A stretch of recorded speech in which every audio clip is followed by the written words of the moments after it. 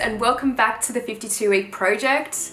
This is where things start to really speed up throughout the end of the year for me. So the 52-week project is behind, as a lot of you guys know. Not so much in shooting. I do still have quite a few shoots to do, but in terms of the videos, I'm pretty far behind at the moment. So I'm going to start combining some of the videos into one, just because of a few reasons. Obviously, like I said, I'm a bit time poor around this time of year. December's a very busy month. And not to mention that I still have another 12 photo shoots, 13 photo shoots, something like that to do. So that's going to keep me very busy this month. And I want to make sure that the videos are kind of out in a reasonable time frame, even up until the end of January. But still, I just want to make sure I'm getting those out at the same time. So I do have a couple of other reasons for that. So a couple of the shoots that I have done recently have not been large. They've been quite quick, or they've been photo shoots that have separate videos for on other people's channels. For one of my particular photo shoots that I'm going to talk about, I actually don't feel like I'm going to use the images in my portfolio anymore. And it's funny because I feel like it's such a matter of reflecting on your work a little bit longer than maybe just 1 or 2 weeks. It's an interesting experience actually, because I've actually had to wait with these images. It was going to be a magazine submission, but not anymore. So the first set of images I'm going to talk to you guys about today is from a couple of months ago actually, and it was when I was back in Sydney and I did that photo shoot where there was like 3 broken lights. So I had a whole video on another shoot that I did that day, so you guys can go and watch that if you haven't already. I'll link it down in the description box.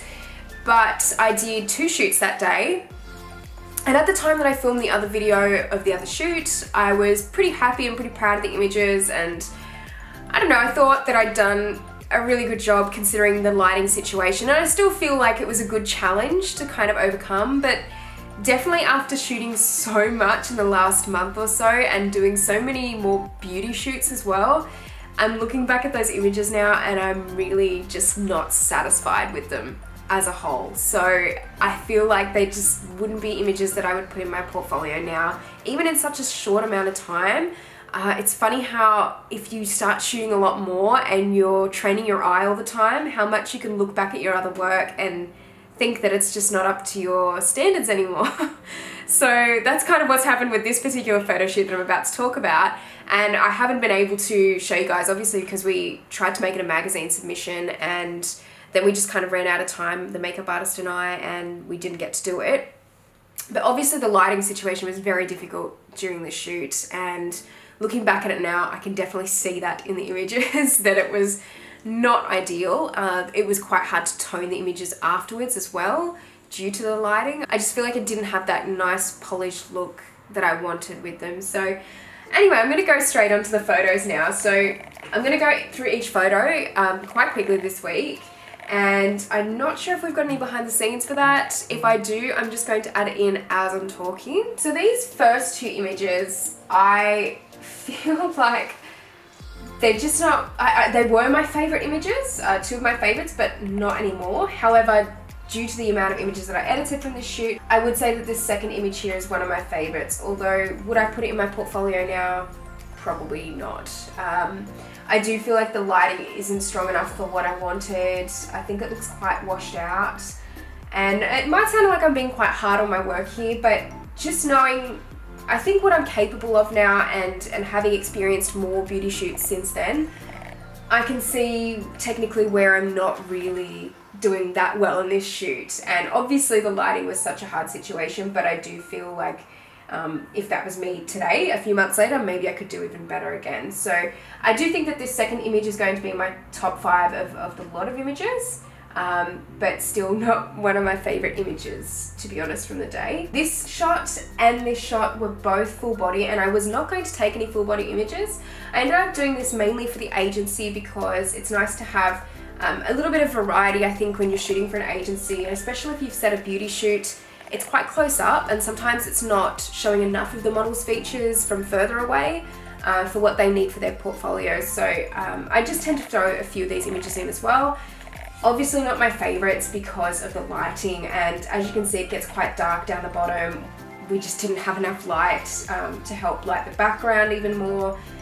So yeah, it's definitely not 2 of my favorite images, but once again, we had to work with what we had. So this next image is going to be in my top 5, and I actually still like this image. I like the makeup. The makeup is was done so well by the makeup artist, and I think she did such a fantastic job on the day, and I really feel like the makeup really brings out Lily, the model's eyes, and Lily did such a good job on the day too. So I feel like the lighting just ruined it for us all in a way. I think we did our best with what we had though, so that's the important thing. And look, even though I'm looking and reflecting on this work a couple of months down the track and I'm kind of tearing myself to pieces over it, it's a learning experience, and this is totally fine. Like, I'm not disappointed because now I can't use these images in my portfolio, or now I feel like they're not up to my standards. I think it's just part of the process, and I can still pick out the good points from these images, like I said. So I actually feel like the lighting is a bit better in this image, and the catch lights in her eye look quite pretty, I feel. So yeah, I think her skin looks really beautiful as well. So this is going to be in my top 5 for this particular shoot. This photo is actually also going to be in my top 5, and although the lighting's not perfect in it, I kind of like something about Lily's pose, and she was quite good with doing a few poses on the day and bringing out some fashionable editorial poses as well. So I really like the shot overall still, and really love her hair and makeup once again. So I do feel like that's going to be in my top 5 as well. This photo I'm probably not as much of a fan of. I think that I really could have just tried out some different angles. I feel like it's just kind of an average shot for me. I feel like now, after shooting more beauty, I could really do some different poses or different looks, and I think that this photo just kind of falls flat for me in that instance. So it's not going to be in my top 5. This photo, once again, is more of a shot for the agency. It's just showing off Lily's features in this shoot, and probably not something that I would have in my portfolio. And then these 2 photos are actually going to be in my top 5 as well. So I still like how the makeup looks in these shots. As I've said, the lighting is just not there for me. I feel like it washes out Lily's skin tone too much, and I think that if it were done again, I feel like I could do a much better job, even with the lighting that I had. But I think it's still worth commending the team and even myself on, I think, for the day, because like I've said previously, it was not easy, and we still came out with a fairly decent result. And even the modeling agency, when I sent them the email back to say like we had some issues with the lighting, they said that they couldn't even tell. So that was really nice to hear back from them. I just feel like, you know, as photographers, you always look at your work and you have such scrutiny on everything that you're doing. So that's just where I'm coming from this week in terms of going back to this shoot. But yeah, I think for my top photo of all of them, I would go for this last shot, because I think the makeup looks the best in the shoot, and usually for beauty, that is what the focus is on. So I think that the lighting still looks good in it, and yeah, I would probably put that as my number 1. So obviously I'm not going to go too much through what I could have improved on, because I think we know what we could have improved on the day, and what we would do differently now if I had to do something like this again. I think especially for me, it's hard to look back at some of my shots with the 24-70 up close, because I've started using the 100mm, and I love that lens so much. I have been hiring it out actually just prior to making the full commitment to buy one, and I will be doing more beauty shoots with this lens, and I'm really enjoying just being able to get up very close and taking some beautiful macro shots with it, and it's just so clear and so crisp. So I think I've gotten so used to taking photos with that now that some of the 24-70 shots just don't cut it for me anymore. But you know, you use what gear you have and what you have to work with, and sometimes that's all you can do. And it's not to say that you can't take a really good photo with a 24-70 either. I've used that for most of my beauty shoots so far, so it's just natural progression, I think. So the next photo shoot I'm going to talk about was also a shoot from a couple of months ago, so another one that I am reflecting back on now. I wouldn't say I would reflect on this one as harshly as maybe the one prior to this, but I think there's still things that I can see need improvement, and it's funny how just even a couple of months difference can make it. It's really hard to look back at a lot of photos now that I've done in previous months, and you just kind of think as soon as you've done the shoot that it's the best thing that you've done so far, and then it's, yeah, the natural progression of being a photographer, I think. But I'm going to go through these photos now. So these were done with Christy, a model in Melbourne, and we did a studio beauty shoot again. These were taken with my 24-70 again, so once again I'm still thinking of all the shots that I could have taken with the 100mm. But at the same point, I'm just going to go through these and tell you guys what I like and what I don't like as much. So these first 2 shots were just a very fresh face look. This was the makeup artist's look for the initial photo shoot, and she wanted to do something that was going to be really good for her to promote spring beauty, and she does a lot of spring races, makeup and bridal, so this is really a perfect look for her to have a couple of photos to show her talents there. So these are just kind of like really nice fresh face shots with her makeup kind of more of a bridal style on there. So I like them. They're not going to be in my top 5 this week though, because I feel like I've got other images from the week that were a lot stronger. And these photos here were also done with bridal in mind, with spring racing. So they're really good commercial shots, and I actually do have one here that is going to be in my top 5 because I do feel like it would be really good to have in my commercial portfolio. This shot I really like, although it's not going to be in my top 5. I think it's really nice on the skin tone and it shows off the makeup well, but I do think the next photo will be in my top 5 instead, which is this one here.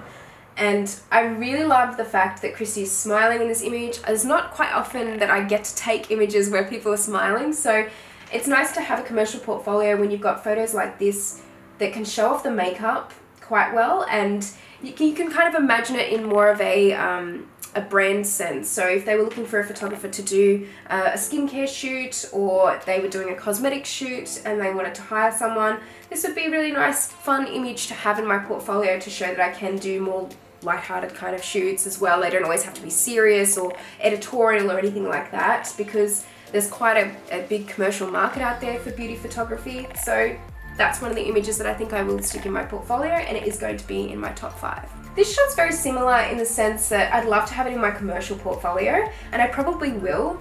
It's not going to be in my top 5 though, because I do feel like I've got other images that I really like above this one.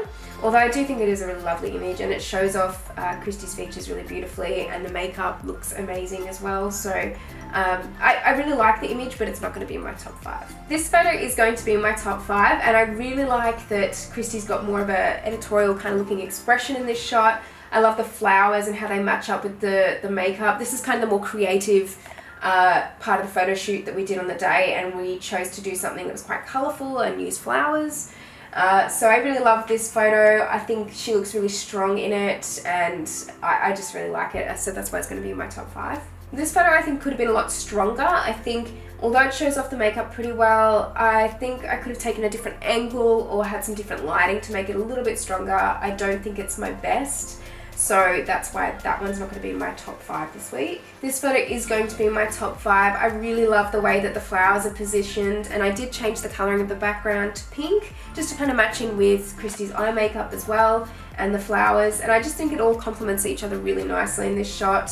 I'd love to have this in even a commercial portfolio. I think this would still fit really well into that. So yeah, definitely going to be in my top 5 this week. This photo is also going to be in my top 5, and I really love the way that the orchid is positioned over Christy's eye in this one. I haven't used orchids enough in a lot of my beauty shoots, and they just look so effective. So that's why it's going to be in my top 5. I really love how it matches in with the eye makeup, and her skin looks really lovely in this shot too, so definitely in my top 5. And another one that's going to be in my top 5, my final photo for the week.